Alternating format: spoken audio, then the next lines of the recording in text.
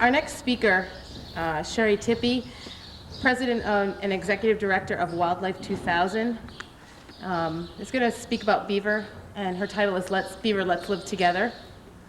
Sherry was born in Portland, Oregon, ironically the beaver state, but she lived in Denver, Colorado for 48 years. I'm going to refer to her as Tippie because that's how she likes to be referred to, so I'm not being rude. And call her Tippie, she likes it. Before Tippie became involved with beaver, the animals Tippie found most interesting and exciting were coyote, mountain lion, and grizzly bear. She knew nothing about beaver other than that they have flat tails and make dams. Ironically, however, it was the unpretentious beaver who totally changed Tippie's life. Now she spreads the word about the wonderful, unassuming beaver. Tippie now runs a nonprofit organization called Wildlife 2000, whose mission is to promote our kinship with wildlife and the philosophy that all wildlife and natural ecosystems have value that transcends economics. Tippie says, we get involved and protect the wildlife and the integrity of our state so our quality of life is preserved.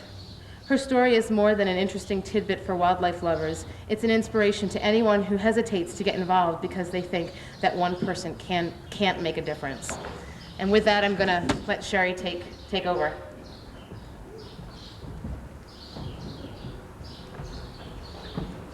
Thank you.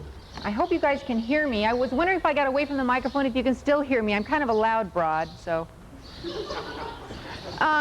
Anyway, I really wanted to thank Stephanie and MSPCA and HSUS for inviting me. I love to come to conferences and meet new beaver people and potential beaver people. It's really exciting. And I also like to talk about the way that I got involved with beaver, which was really by accident. And I think sometimes the best things that happen to us in life just happen by accident. I certainly didn't mean to get involved with beaver. Never thought they were a very sexy animal. I mean, I like coyotes and bear and love mountain lions, stuff like that. Never really thought anything about beaver. And my life really changed when I got involved with these unpretentious animals. It really did change. And I learned a lot. Like I said, I started out knowing nothing. Then I became like a beaver believer the more I learned about them. And I want to tell you that story and what happened to me in my journey. Anyway, the way I got involved with beaver is one day I was scrubbing my floor in Capitol Hill. I lived in Capitol Hill, downtown Denver. And I was just minding my own business and listening to the news. And there was a story about how beaver were going to be killed for taking down trees on a golf course. And I thought, oh, brother, no, here we go again. These beaver are going to be killed for taking down trees on a golf course? That's what they do naturally. And I'm not so sure I believe in golf. I mean, Colorado is like a really arid state. It's very arid there. We don't have a lot of water. And it takes a lot of water to keep that grass green to knock them little white balls around. And then they put a lot of chemicals on it to make it green, which ends up getting in our water supply and polluting it. And besides, when, golfers, they dress so strange. So I'm not so sure it's a good thing for anybody to be doing. But our Division of Wildlife said that these beaver had to be killed. There was absolutely no place to put them in the state. We had beaver all over. So I thought maybe I could find a place to put these beaver. They wouldn't have to be killed. I'd feel warm and fuzzy. Somebody else would do the work though, right? The Division of Wildlife, they'd do it. I'd just find the place. So I was a hairdresser at that time. And in other words, come on, a hairdresser. The first place I thought of calling, I called Rocky Mountain National Park. You know what they told me? Bring them beaver up. Thought, far out. And if you get excited about something, you're going to call her, you think she's going to be excited because you're all excited. Or when I called the Division of Wildlife, they weren't excited.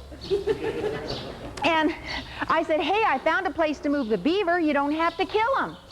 He said, where? I said, Rocky Mountain National Park. He said, do you know how much money that'll take? I said, $5 for gas, I'll do it.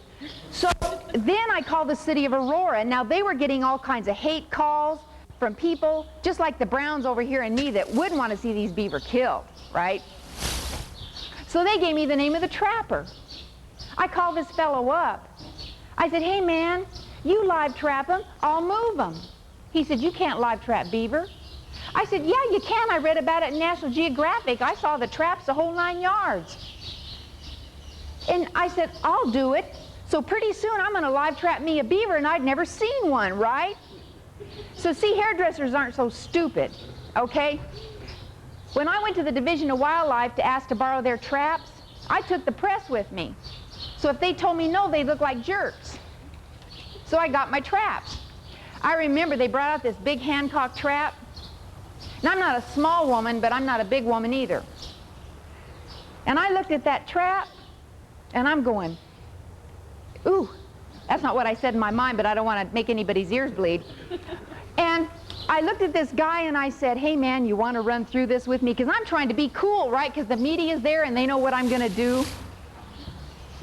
He put his hand on my shoulder and he said, you'll figure it out. Oh man. So I took these traps home, put them on my front yard, opened them up, and cried. I cried, man. Oh man, I'm so scared of them damn things. So I thought, get a grip, girl. You're a hairdresser. And I read the instructions. I just read the instructions. Now, granted, when I first started baiting them traps, they kind of looked more like a piece of art, okay, than something meant to catch animals. I was putting it on there for design, right? I made it look pretty. And I knew that God was on my side because the first net out I caught 2 beaver. Okay? Now that was 13 years ago. And since then I've live trapped about 350 beaver. I've been all over the United States talking about beaver, and I've really grown to love and respect the beaver. When it started out, I did it just because I love the animals and I didn't want to see anything killed needlessly. Okay? The more I read about them, I sort of completed the circle, okay, and turned it into just compassion and caring. And the more I learned about it, I developed like an incredible amount of respect and awe. And besides, most of them you can pick up, and that's what I like to do, is I just like to kiss things. So anyway, so when I first started live trapping, and of course it was big news, right? Because this redhead's wading down creeks and getting muddy, okay, catching these animals. And I started getting all kinds of calls, because if people are given a choice whether to kill or to let live, they're going to say, hey, move them. And I was here to do it. You got a problem, I'll move your beaver, because I started finding more places that wanted them. I divide people into 2 categories, forgive me. Maybe I should, okay, beaver smart and beaver challenged, is that better than beaver stupid? You told me not to say that. No, okay? And the more people got educated about beaver and the incredible things they do for the environment, I started getting calls from people that said, hey, we'd like some beaver. Far out. And the more I learned about it, I thought, wait a minute, maybe we shouldn't be moving them anyway. You know? And so now when people call me, I say, what is the problem? What are the beaver doing y'all don't like? What I found out is it's mostly a matter of education. Education is the key, because a lot of times when people say they have a problem, it's not a problem at all. They just don't get it. And I want to maybe share with you by looking at, I got a long slideshow because I should really talk slow because I have a very long time to do this, so I need to slow down. Okay. I got up, it's 4 o'clock my time when I got up, and I don't like the morning, okay, that necessarily. Let's do the slideshow. And some of my slides are going to be kind of dark, and I apologize for that. Next slide. This is a beaver lodge, y'all know that. You know, one thing I think is so cool about the beaver is there's a lot of ways they're just like people. Like they make homes called lodges, they dig canals, it's like transportation system to float them logs back to the pond. You store up food for the winter. They're just cool. This is in the mountains though, right? Now you got to remember, bear with me, I knew squat about these animals. I found out that they pack mud around the outside of their lodges for insulation, and the center, they kind of don't put any mud around there for ventilation. And I tell the children that on those cold winter nights, you can see the steam from their beaver bodies rising out from the center of that lodge. It's like they're in there watching HBO and popping. No, those are just the rich beaver that live up in Telluride and Aspen. Next slide. is a beaver lodge in Aspen, Colorado, Telluride, Colorado. Now there's really an interesting story about this. The city of Telluride heard about what I do and they called me to relocate the beaver that lived there. And I told them, no, you guys are in the mountains where the wildlife live. You need to learn to coexist. But the city of Telluride wanted those beaver moved, so they hired a commercial trapper. He relocated them the wrong time of year. They were probably died anyway. It was way too late in the year to relocate them at this elevation. And since there was no beaver there to maintain the dams, the water ran out, and all those rich people, we're talking about Oprah Winfrey and Tom Cruise live up in Telluride, and Oliver Stone. They were going to sue the city of Telluride for lowering their property values because they turned it into a mudflat.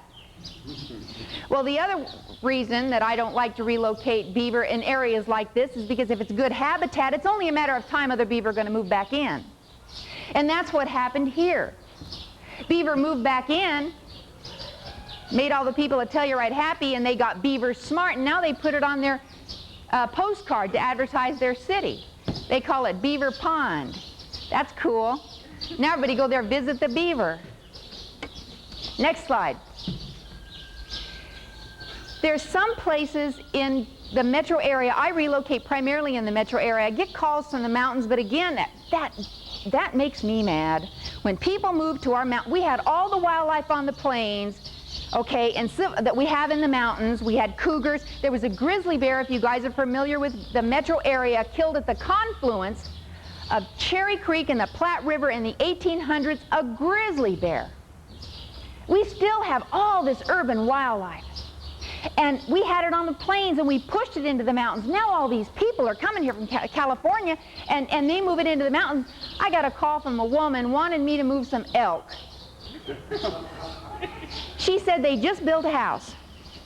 She said first she thought they was real neat, but now they're making a path across her front yard. Could I move them? I said, lady, you moved up there with the wildlife. If you don't like the wildlife, why don't you move back to downtown Denver and worry about being burglarized and mugged? Otherwise, live with the elk, because you know what? Those are my animals too. And I'd much rather have them up there than all them la-di-da people moving to our mountains. Anyway, there's some places in Denver, actually this is Wheat Ridge, Colorado, where it's really a nice situation for beaver. This is another type of a lodge that beaver make. This is actually a gravel pit. This is a place called Tabor Lake. And the city of Wheat Ridge said, let the beavers stay there. Go ahead, next slide. And of course, this is in Wheat Ridge, and this is just a beaver dam. And I want to talk a little bit about the dynamics of this later on, because it's truly magical. When the beaver build this, they're also so cool, they recycle. I found shoes and clothes and water bottles and fences in these dams. So here these beaver, we have a lot to learn from them too. Next slide. This is just another type of den that'll a beaver live in. This is in a canal. And a lot of times you'll see beaver living in situations like this where they don't dam it up. Maybe they're single beaver or whatever. Next slide. And this is what beaver do that people don't like. You're going to see all my hairdos, right? I changed my hair. I'm also a lot thinner there, a lot younger. This is what beaver do people don't like. They take down trees, which is really amazing. This is actually near Bear Creek, close to where I live. All kinds of houses around there. One of the funny things is, beaver take down trees, I guess, mostly in the fall and in the spring. In the fall, they're taking down the trees to build a food cache and stuff, and then you lose your leaves, right? So then you can see all the stumps. So then the people start calling the cities. Beaver taking down them trees. Looks terrible. Get rid of them beaver. I say, give it a rest, man. Because if you wait till next spring, all the trees come up, you can't see nothing, and beaver stimulate the growth of many trees, and I look like hell in the fall too. So give it a chance. It's okay. And in an area like this, like well, you can't see the whole thing, it's a green belt. Why is it that people want to manage everything? We got to manage. I keep going back to the mountains, but it goes along green belts too when people live near the Platte River, near Bear Creek, where it's a green belt or riparian area, and they want a tree here, They want a bush here. They want some little flowers over there. And it better stay the same way year after year after year. That's not natural, man. The only thing constant in nature is change. Beaver do not destroy. They change, they augment, they take down trees, other trees grow back. It's all part of life. And really, it's magical because it's almost like a dance. That change, that fluctuation, and you observe that in your life around you, and it enables you to accept change more in your own life. I'm telling you, these beaver are that's good psychologically, don't you think so? Okay, when beaver take down these trees and people get all upset, you know how all the time you grow up? I know, when you grow up, did you hear that we're the smartest species? I'm here today to tell you, don't believe it, because we're not. Next slide. I say, why don't you wrap the trees? Duh. Wrap the trees with wire mesh. What I would prefer to see people do is wrap the larger trees that humans find aesthetically valuable, and then allow the beaver to have the younger trees because they stimulate the growth of many trees anyway. And it's a better way to manage beaver by controlling the available food. I read from a book put out by Canadian trappers that beaver will breed according to the availability of food. And that's what I've seen in my 13 years of trapping. So manage them by controlling the availability of food. Next slide. This is cool. This is I love Wheat Ridge. Wheat Ridge is such a cool place. It's sort of like just north of Denver. Wheat Ridge wrapped this big old willow after the beaver took some of it down. Now a lot of the parks people, you got to educate them because they're managing our parks and they know squat about wildlife. They don't know nothing about them. I've seen different agencies all over trying to manage places where there's wildlife, but they don't know anything about the wildlife or the needs of the wildlife. Wheat Ridge just happens to be enlightened. Denver parks, they'll tell me, well, but that's unsightly. Wrap them trees, doesn't look good. But look what it means. And you guys can advertise it and then get all the good PR back. You got to tell people, they say, that looks like hell, that fence around the tree. Oh, no, man, we're living with wildlife. People love it when you're living with wildlife, and this is the way to do it. And promote that coexisting. The only species that's overpopulating is the human species. If we don't learn to live with wildlife, we're not going to have anything. We need to use birth control on, you know, the kind where you shoot it and they're like just sterile for a year. It could be like a recreational activity, just, you know. And it'd be fun, you know. And Wildlife 2000, we haven't done this in a long, long time. We've supplementary fed beaver to keep them in an area to prevent them from taking down the city's trees, and then we'll live trap and relocate them when we can. In this area, actually, after I educated myself, it's really cool for the beaver to stay in this area. It's down by RTD, which is our transportation system. And they put so much crap up into the air. They stink, man. I mean, they should do something good, you know, and they are now. It's wonderful. Now they call me and they tell me there's a fox in the area. Oh, we've seen beaver. It's really neat. Next slide. This is a situation where you can see the beaver took down a tree and there's several grew up around it. There's a place in Wheat Ridge where I first saw this with my own eyes. The beaver would take down little willow shoots, probably about as big around as my finger. Okay, they'd take them down, and I'd go back the following spring and there'd be like 3 or 4 trees coming up around that one. A lot of these trees actually need the beaver pruning activity to regenerate themselves, just like in floodplains. Cottonwoods need a good flood to reproduce themselves. Next slide. We get children involved. It's important to get the youngsters involved with activities like this. It also gives them a sense of responsibility and ownership and gets them out and about to see the life around them. And it's important. These kids are from a school in Wheat Ridge. Wheat Ridge is a great city. To explain to them that when they're outside like this, to be respectful. Because they're actually in someone else's home, something else's home. Some wild creature lives there, so be respectful. It's a wonderful opportunity to get that across. It's also important. In Colorado, I really stress to the children that we live in a wonderful state, a beautiful state, and I think Massachusetts is just as beautiful in many ways. But it's important that we learn about and take responsibility for the wild animals that we share the state with. It's not just our state. We share it with other living creatures. It makes life more interesting, more exciting. That's what life is about, is all kinds of life living together. Next slide. And this is the beaver. Yeah. Do you know, it's been said here before European man came to this country, there were between 60 to 400 million beaver. I was reading Marie Sando's book, The Beaver Men, and I found out that beaver came in all colors before they were almost trapped out. Yeah, there were black beaver near the Great Lakes and white beaver in Yellowstone. And there were red beaver and silver beaver and brown beaver and blonde beaver. And the blonde beaver were just as smart as the dark-headed beaver.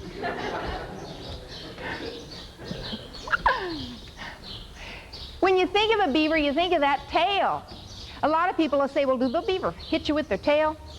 No, they use the tail like a rudder on a boat going through the water, and they slap it to sound alarm. And they use it to store fat for the winter.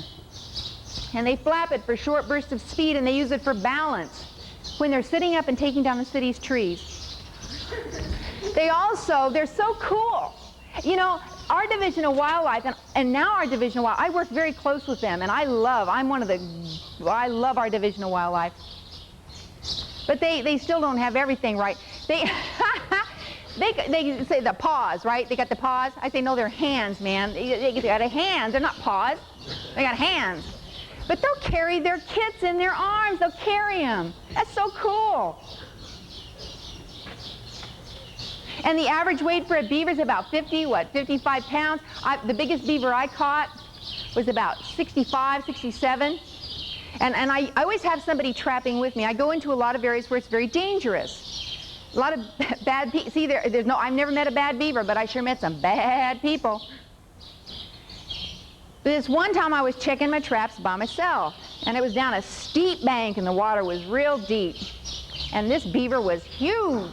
And I reached down, and I couldn't budge it. And I had to sit there and wait till this man came right down the bicycle path. I said, hey, man, would you help me put my beaver in the car? He didn't know what I was talking about. He thought I was sick or something, you know. Next slide. This is an area where our Division of Wildlife stocks fish in, and people go there and fish. It's really right in Denver, right? Santa Fe, Florida. It's called Overland Pond Educational Park. And I got a call. There's another type of a lodge here, kind of a nasty lodge. But Parks and Recreation wanted me to move the beaver that lived there. They said they're taking down all the trees. I said, but that's what beaver do. And I said, besides, you could wrap the trees, but they wanted me to move them, and okay, I had a great place to put them, much better than this place. So I said I'd move the beaver. But I want to show you something. Without a doubt, every time I've been asked to relocate a beaver from an area, the best thing there are the beaver, okay? The best thing's there. Because look what the humans do. Next slide. That's what the humans do. A lot of times I think parks departments really try to divert people's attention. They can't get a hold of this kind of crap. So they say, well, look at the beaver. We're going to get rid of the beaver. No. Straighten up the humans. I used to think our Platte River was a place where tires went to die. And Pampers. One of these days I'm going to catch some woman throwing her dirty diapers in the Platte River. I'm going to wash her face in them. Ooh, that makes me mad. Anyway, but this is what humans do. This isn't respect. What the beaver do is natural. This is terrible. Next slide. This is Cousteau. And this is the beaver that I took out of Overland Pond Educational Park. He weighed about 47 pounds. Now the other way that beaver, just like humans, like I said, some are real jerks and some are very nice, and Cousteau happened to be a wonderful beaver. And yes, I named him Cousteau. I don't name all my beaver, only the ones that I really connect with. You see, you can tell him from the 60s. You know, you have to have that connection, you know. And Cousteau was wonderful. I put him in Rocky Mountain National Park. It's interesting, being a cosmetologist, and the second toe on the beaver's hind foot has a double toenail. And I thought, being a cosmetologist, I thought, well, he must have smashed his toe and he's growing another nail like a human. And I found out that they use that to groom themselves and to pick splinters out of their teeth, which is important if you eat wood, right? Actually, they only eat the green living layer between the bark and the tree. I lined Cousteau up with a cute little female beaver named Sugar. That's what happens if you get caught by somebody that's Jewish, right? They want to always put you with somebody else. Next slide. These are my Hancock traps. I love these traps. I have the most respect for them. And I have to camouflage them because a lot of the areas I'm trapping in are very urbanized. And in 13 years, I've had one trap stolen. That's all. That's a pretty good record. Several beaver have been released. But what I try to do is, because of what I'm doing, I can really talk to people and get their support and excitement. A lot of people want to get involved and wade in the water with me. Next slide. See. Here's what one of our traps looks like in the water. You can see I use an apple. I don't use apples all the time. When I first started live trapping and I changed the way that I baited and set my trap and I learned more, I used to use 5 apples because I thought, well, use 5 apples, it's very expensive. You put them all there and the beaver would be eating them and he'd really get a chance to step on that pan and get caught, right? But the problem is when beaver get caught in a Hancock trap, they are not under stress. And they eat everything that's in that trap. And they eat 5 apples, they got terrible gas. And I only had a little bitty car. And I used to drive down the road and my eyes would be watering. Next slide. That's too dark, but that's really a good camouflage trap. I really do like to camouflage them, but there's nothing in the way of the springing action. Nothing on the bottom that can interfere with the speed of that trap shutting. And all the branches I use are very, very tiny, yes. Do you chain your traps? Yes, I use plastic-coated cable, not chain. And I use cable clamps and 3/4-inch rebar. Next slide. Here's another trap that was set in Clear Creek in Wheat Ridge. And it's real important that when you're setting the Hancock traps to really make sure that the current can't close these traps. That can happen. You can set them in a certain way, though, where, you know, put your hand in the water and feel it, and I've never really had a problem with that. Another reason I don't like to use apples is because it seems like all kinds of wildlife like apples. And I'd get muskrats, and they get caught, they get out the sides, and you can't love them. So what fun are they? Next slide. This is in the Highline Canal. I contract every year for the Denver Water Board. And I like working for the Denver Water Board because they pay me $300 a beaver to move them. And so I love that. But I've learned to set the traps. You know, you hear about setting them by a slide, by a lodge. And what I do is I just get a feeling. I just get a feeling. I was working with this trapper. The trapper that said you cannot live trap beaver called me in '91 and said, would you teach me how to live trap? I said, sure. I've got some slides of him later on. Well, I just loved him to pieces. And we'd go out trapping, and he had like this macho, he was very macho, you know, beard and the whole 9 yards. And we went down to the Platte River. And he wore waders. I never hardly wear anything. I'm a very free spirit. And besides, you dry off faster if you don't have them clothes on. And so he'd get this huge Hancock trap right and wade it across the Platte River, right? And I was on the other side. He waded across there and put it by the slide and the footprints and the this and the that. He comes back, right? And he said, where'd you put your traps? Well, there were these big pieces of riprap, kind of just square. And I don't know why. It just looked good to me. And I hung my traps off this rock. 2 of them. And you know when a man looks at you like you don't know what the hell you're talking about? And he said, where'd you put? I said, oh, right over there. And he goes, like that, right? Like, yeah, you know. Next morning, I had 2 beaver. He didn't have anything. And it went on like that. And it's just like this feeling, you know, that I don't always set my traps in a place that seems so logical. You know, it's just that I get this feeling. Huh, yeah. Next slide. It's one of my most interesting sets. I was trapping in a place that I really couldn't trap along the bank because actually this sloped, I just didn't like it, and I just hung it off. I don't know what that is. It's in the High Line Canal, and it's just this cement thing, and I caught about 3 beaver there, just hanging off the side. One time I was trapping in a pond. I trapped there for 2 weeks and couldn't get that beaver. Normally, I like to set a trap, get a beaver. That's what you do with the Hancock trap. You set a trap, you get a beaver that night. This beaver, for some reason, I was having a problem with. So I walked out in the middle of the funkiest pond.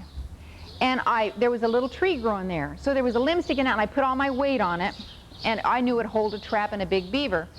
I hung my trap from that little bitty tree and had that beaver the next morning. Sometimes you just have to change your sets if they're not working. But most of the time, like I said, we set a trap, you get a beaver that night. Next slide. Okay, remember I was telling you we're not the smartest species? They did a survey recently in Colorado wanting to know what the ¡1 tourist attraction was in Colorado. Now we got some places in Colorado make you cry. They're so beautiful. But you know what the survey said the #1 tourist attraction was? Cherry Creek Mall. Cherry Creek Mall. I got a beaver car named Bud. I call him Bud because he's beige and boring. He's not even a 4-wheel drive. He's a little hatchback Mazda. And you drive into Cherry Creek Mall and you have one of those valets park your car. I was going to wait till I'd had a beaver pee in Bud, and had been sitting in the hot sun and drive up there and say, here, park my car. Just makes me crazy. Cherry Creek Mall. I took 14 beaver out of this spot. 14. I'd set 2 traps, get 2 beaver. I caught 4 kits. The rest were really big. I don't know what's happening there. But I thought it was like the black hole for beaver. They were just coming through. Oh, I loved it. That's a fun. I'm going to go back this year again. But it looks like there's 2 lodges. I don't know if they're both occupied, but they're really fairly close together, and it is right in the city. Right in the city. Next slide. Now this is a place that I was telling you guys about. Every year in the fall, people call the city, you got to get rid of the beaver, they're taking down the trees.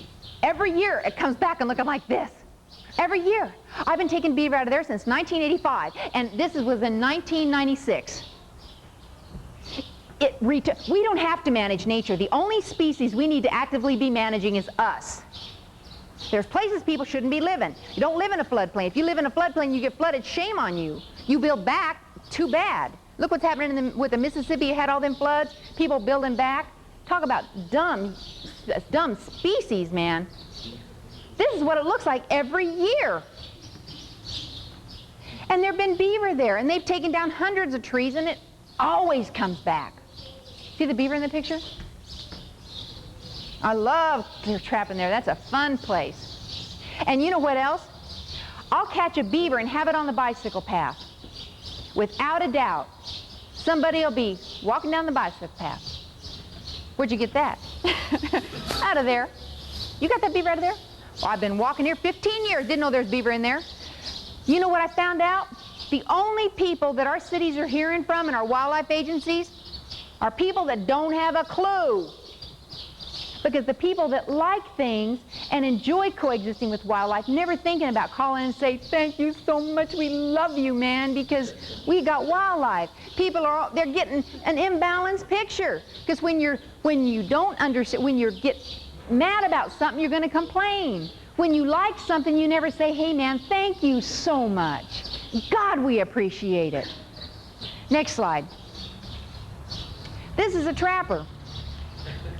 Now, can you tell? Actually, we're both trappers. Yeah, his name is Perry, and this is another interesting story of Evergreen Lake. Got a call, wastewater. Got to get them beaver out of there. Got giardia. Going to get giardia. I didn't know anything about it. I had to read about it. All these people write these scientific papers, need to write them for more laymen, because we're the ones out in the field. They just write from one university, send them to another university. I'm doing it.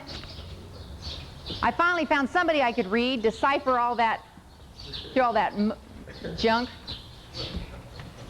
What I found out is beaver get giardia a lot of times from human sewage. And we got they're hunters. Wildlife 2000, we are not an anti-hunting organization. If you eat what you shoot, we're cool with it, but you don't kill trophies, and you don't kill something for money. But we got a lot of these people that think they're fishermen. Well, they're going out in this, it's kind of like a peninsula. You got the public restroom facilities, and you got the one in the bushes. And we're trapping, we find all this stuff. You know?